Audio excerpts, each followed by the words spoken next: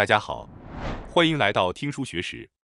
今天我要给大家介绍由和田秀树医生所著的《老年入门指南》这本书。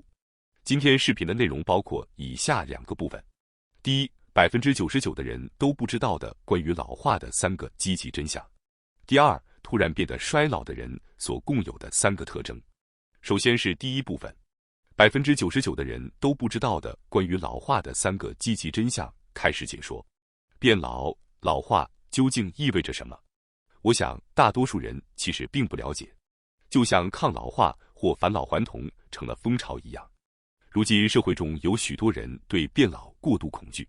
例如，有人认为一旦年纪大了，腿脚就会变差，无法像年轻时那样自由行动，或者觉得思维能力会变慢，无法像以前那样应对工作和生活，对生活质量下降产生担忧和恐惧的人不在少数。然而，现实真的是这样吗？其实，许多到了70岁左右的人会发现，老化好像没有想象中那么严重啊，腿脚好像也没那么衰弱，脑子也没觉得迟钝太多。很多人曾以为老化很可怕，但实际感受却是也没那么严重。作者和田医生在过去约35年中，以精神科医师的身份，专门诊治了无数高龄者。基于这些经验，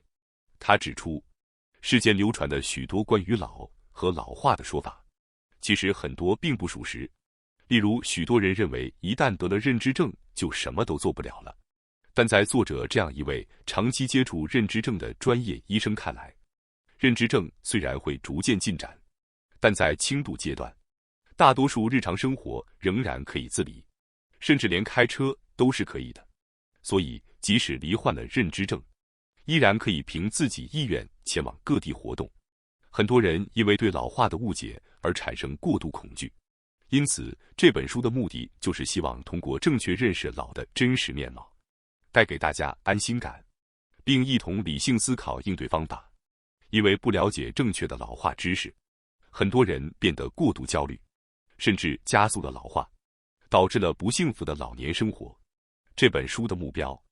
就是帮助大家消除对老的误解与不安，并培养一种年纪大了，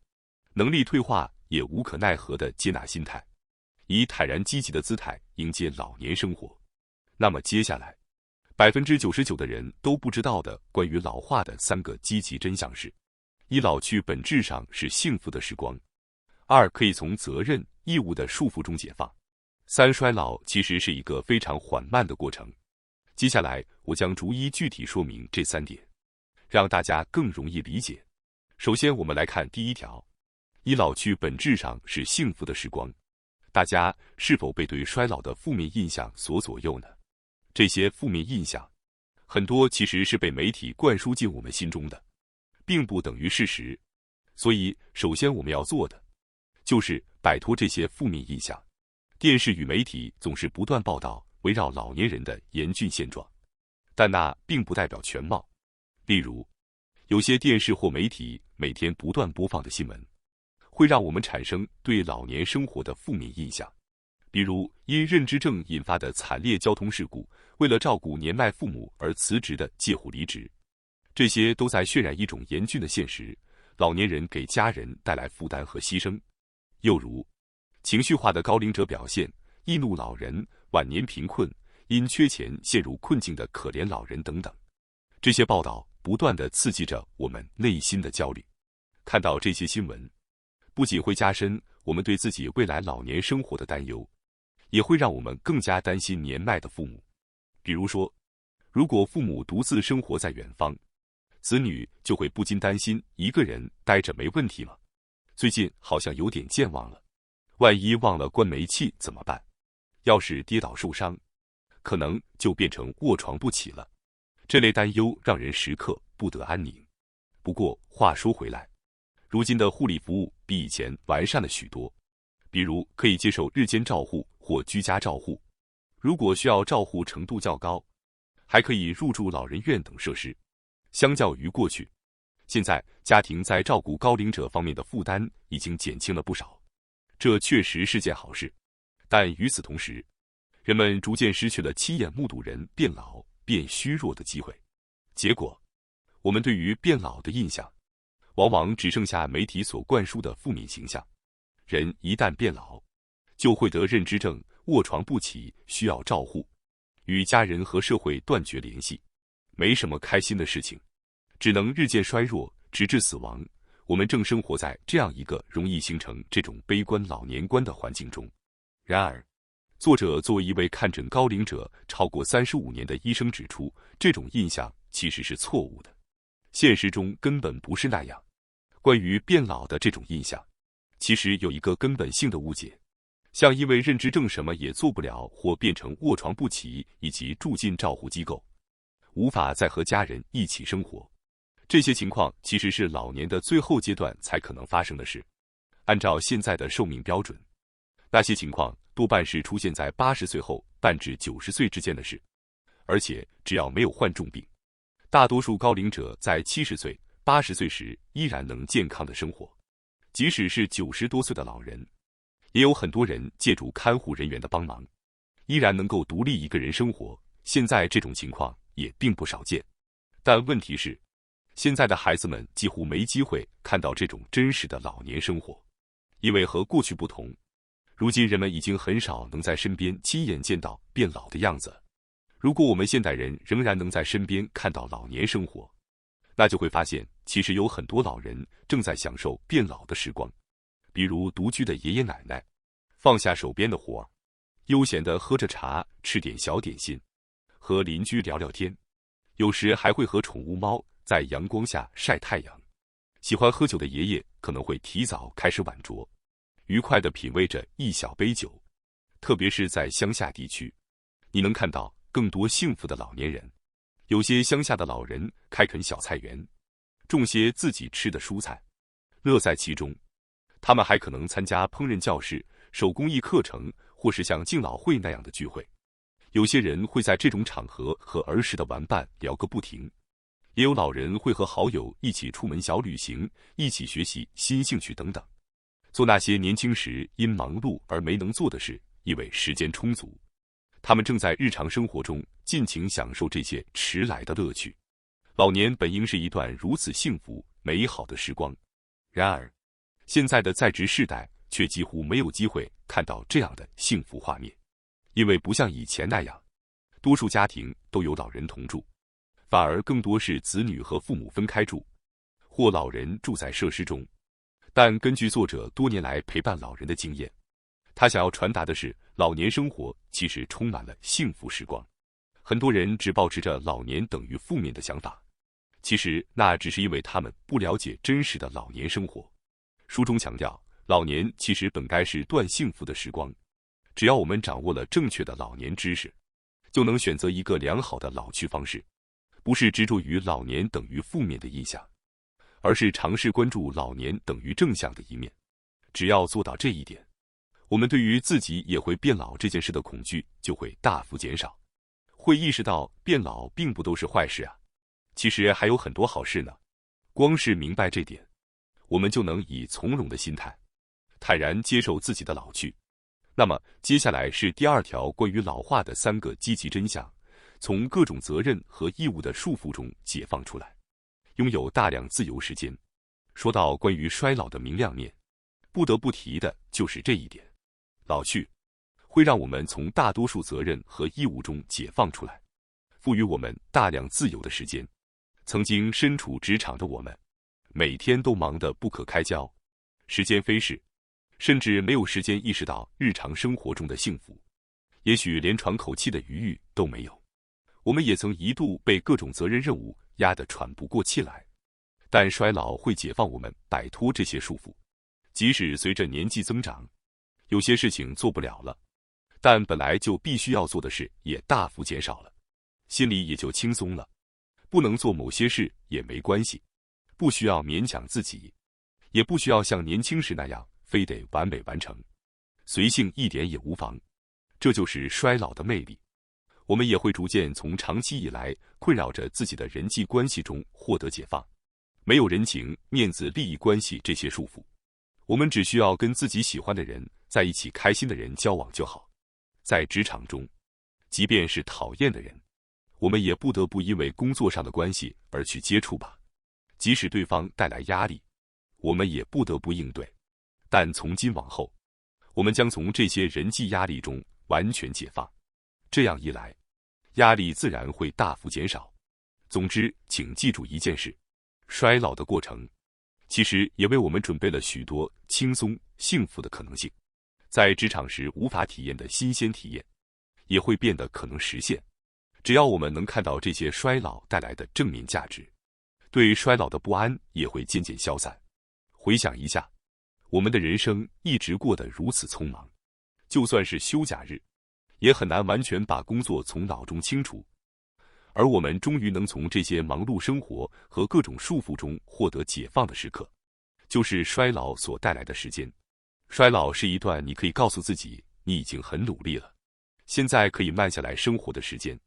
是一个没有人催促你，没有人命令你，没有义务与任务的阶段。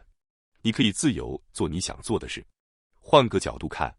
衰老的时间是否也显得特别有魅力呢？如果我们能抱着衰老也是美好时光的想法生活，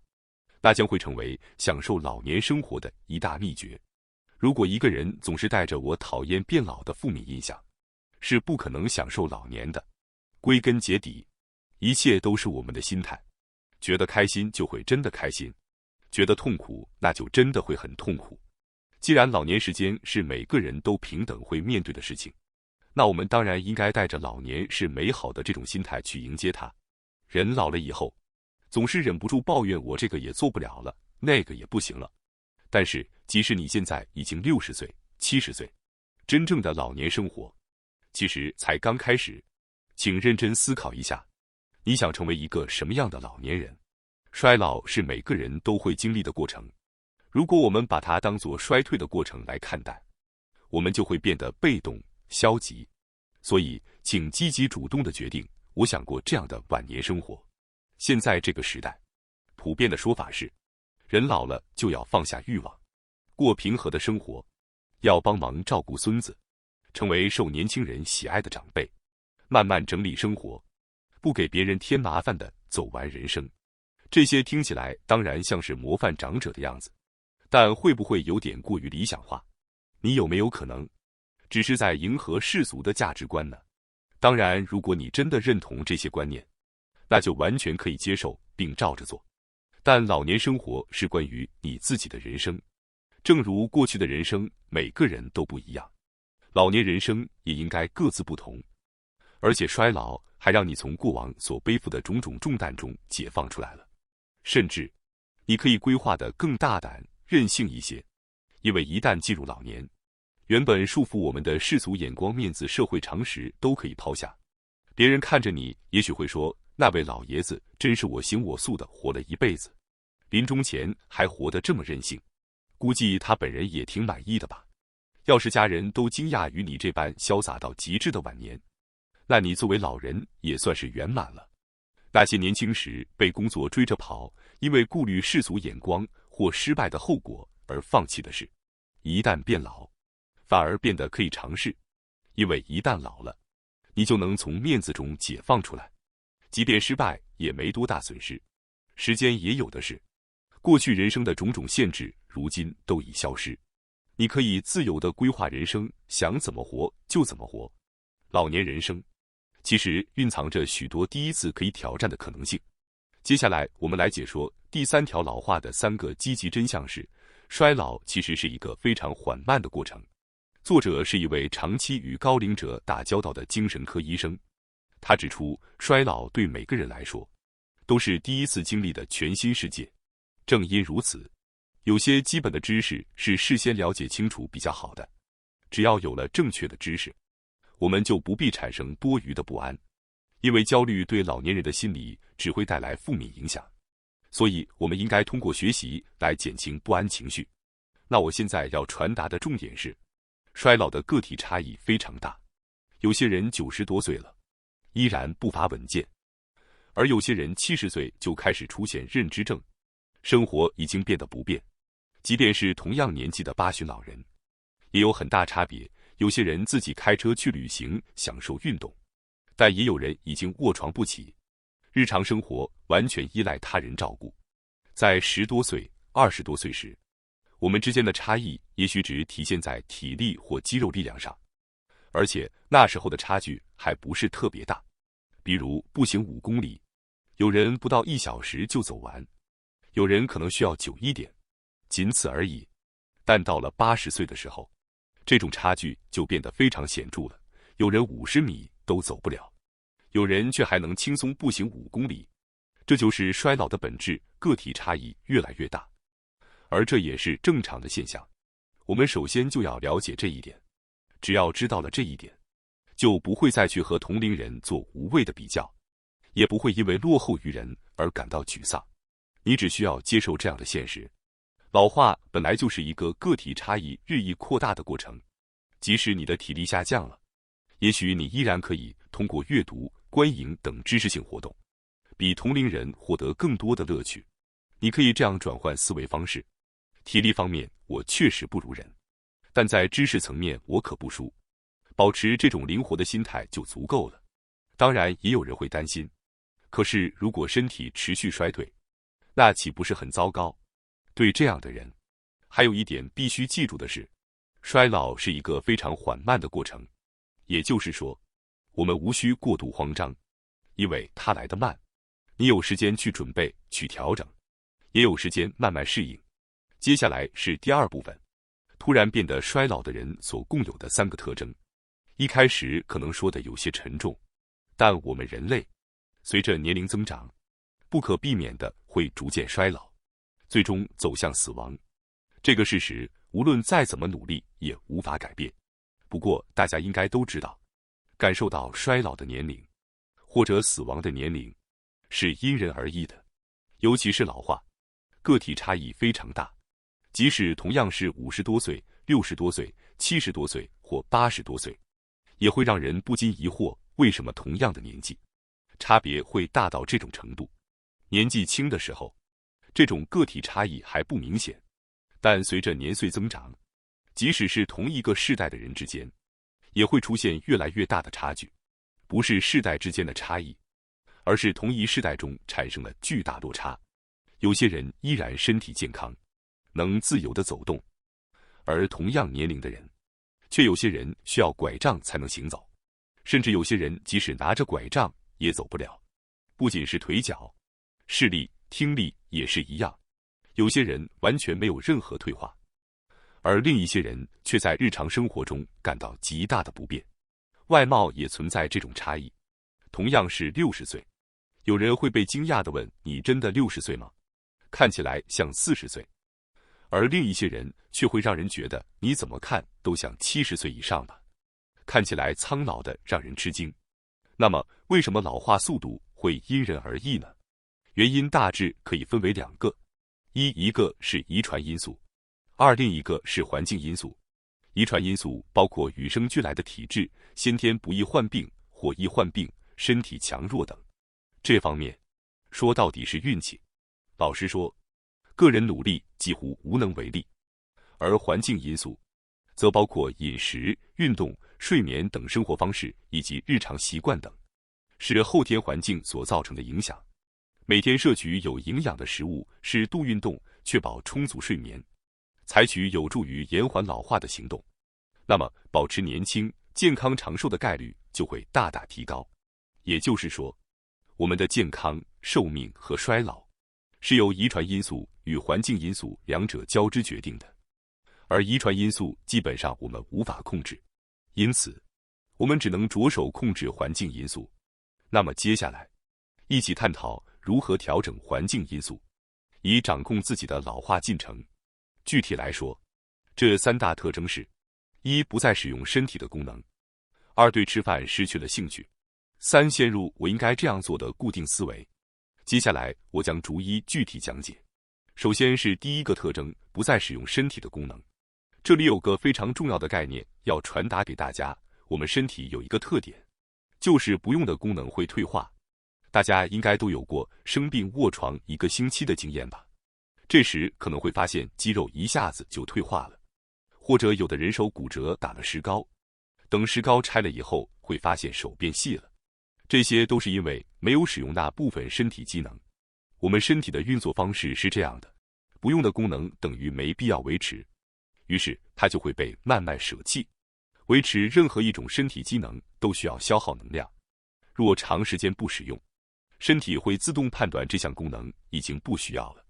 从而不再为它提供资源，所以不用就会退化，这是极其合理自然的现象。比如肌肉、关节这些支撑身体活动的部分，如果不常使用，就会加速退化，最终在日常生活中造成不便。比如说，就算只是住院1个星期，下半身的肌肉也可能会萎缩20%。更可怕的是，随着年龄的增长，不常使用的身体机能会退化得更加严重。年纪越大的人，越要积极主动地使用身体机能，否则衰退的速度会非常快。举个例子，退休后不再运动，光是这一点，腿部的力量就会大幅下降，令人难以置信。也许平时在家活动，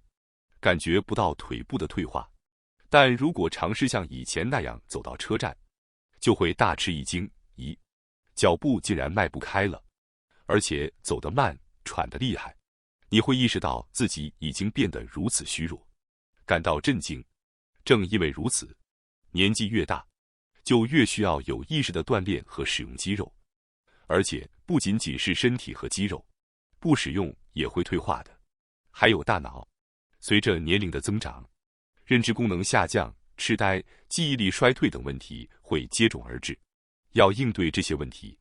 关键在于持续用脑，不断刺激大脑。作者指出，积极动脑的人往往更健康，也更长寿。实际上，相较于运动员，从事学术、艺术等创造性工作的人寿命更长。按常理想，我们会以为从年轻时就锻炼身体，肌肉发达，体格强壮，不容易生病的人应该更长寿。但现实中，那些没有特别从事体育或体力劳动，却持续动脑的人反而更长寿。这是为什么呢？因为身体的老化，除非持续做非常专业的训练，否则无法避免。但智力活动无论几岁都可以继续进行，只要脑功能不退化，就可以不断激发好奇心和乐趣。这种好奇心又会促使人去行动，去活动身体。即使进入老化加速期，也仍然可以保持活跃的生活方式，进而延缓衰老。无论年龄多大，只要持续用脑，持续保持美好的好奇心，并因这份好奇而全情投入的生活，就能有效延缓老化，健康长寿。总而言之，容易变老的人，无论是身体还是大脑，都有一个共通点，就是没有好好使用这些功能。所以，积极主动地使用这些机能，就是对抗老化的最佳方法。不过，随着年龄增长，许多人会觉得做什么都变得麻烦。如果你也有这样的感觉，那么就从简单的行动开始尝试吧。比如，见人就是最能刺激大脑的有效行为，非常推荐。大家应该都有过这种经验，和人见面聊聊天，就感觉精神起来了，心情切换了，烦恼和不安消散了，或者单纯的感觉很开心。其实和人见面交谈是一种同时进行输入和输出的活动，是能全面刺激大脑的极好方式。可能你觉得只是聊天没什么，但你的大脑其实已经非常活跃了。而且为了和人见面说话，还得出门，光是面对面，可能就会顺势说我们去吃个饭吧。如果是晴天，能晒晒太阳，在屋顶或露台上一起吃饭就更好了。因为阳光可以促进血清素的分泌，像烤肉这类肉类料理不仅能增加血清素，还能提高男性荷尔蒙的分泌，对情绪年轻化有帮助。像这样愉快地度过1-2个小时后，你可能就会有动力想，好了，该动一动了。但请记住，情绪并不是靠逻辑来的，心情的高涨往往只是一个小小的契机而已，哪怕只是瞬间的情绪回春，也会刺激前额叶皮质，从而激发出行动的意欲。接下来我们来看第二个会突然衰老的人的特点，对吃饭失去兴趣。刚才提到，和朋友一起吃烤肉很好，像这样吃自己想吃的东西，对老年人来说特别重要，因为人一旦对吃东西失去兴趣，老化就会迅速加剧。作者指出，关于老化，人们有很多误解，而关于吃饭的误解是最大的一个。随着年龄的增长，食欲自然会下降，而且因为日常活动量也减少，人们往往会觉得吃点清淡的就好。有些人甚至认为老了就该吃的清淡、粗茶淡饭最好。但事实上，年纪大了，身体的各种功能都会衰退，消化吸收能力当然也会下降。也就是说，即便摄取相同的营养，相较于年轻人，年长者的吸收效率会更差。再加上年纪大了，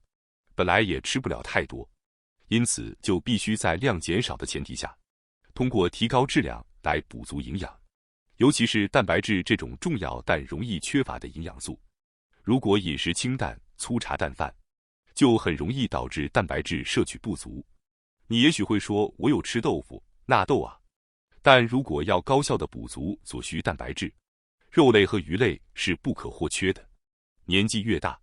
蛋白质就越成为支撑身体最重要的营养素。缺乏蛋白质不仅会导致肌肉流失，还会让人失去行动意愿。因此，所谓年纪大了就不用吃肉了，粗茶淡饭就够了这种想法，反而会加速老化。请务必注意，为了不失去行动力和健康的情绪，我们绝不能对吃饭变得漠不关心。比如说，当你肚子饿的时候，如果脑中马上浮现出我想吃这个那个的想法，这种食欲的年轻化，正是防止衰老的关键秘诀。接下来我们来说第3个会突然衰老的人的特点。陷入我应该这样做的固定思维。在公司长期任职，或者在组织中工作多年的人，往往会形成某种生活方式或思维方式，而这种模式即使在退休之后也会根深蒂固，甚至在自己没有察觉的情况下，陷入所谓的应该如此的思维。比如说，不可以给别人添麻烦，当天的事必须当天完成，即使只是这种程度的想法，也会慢慢渗透进日常生活中。哪怕已经没有工作，也没有任务了，人还是会对自己过于严格的要求。虽然即便到了老年还能够自律，确实是一件了不起的事情，但是这种思维的负面影响也会在各种场合中显现出来。比如，哪怕你今天感到有些疲惫，想轻松度过一天，也会因为答应了的事情必须做到，不能过得懒散等想法，而强迫自己执行。而且，对他人的要求也容易变得严格起来，也会让自己对家人的一举一动都感到不满或烦躁。拥有应该如此思维、非常有原则的老人，不仅自己得不到放松，周围的人也很难轻松自在。此外，应该如此思维还很容易导致追求完美的倾向，那就是如果做不到完美，那还不如不做的想法。随着年纪的增长，能力无论如何都会逐渐下降，这时候，完美主义的人就会觉得自己已经做不到像以前那么好了，就算做了也只是浪费时间，于是干脆什么都不去尝试，结果就是一下子老化速度加快了。或许我们都曾害怕变老，但如果换个角度思考，老年其实是一段可以慢下来品味生活的美好时光，从责任中解放出来，把人生过成自己想要的模样，在人生的后半段依然可以活得自在、快乐、充实。感谢大家收看今天的节目，如果你喜欢我们分享的内容，记得点赞、订阅并开启小铃铛通知，第一时间获取我们的更新。在下次的节目中，我们将继续为大家分享更多有益的书籍。再次感谢大家的支持，我们下期再见。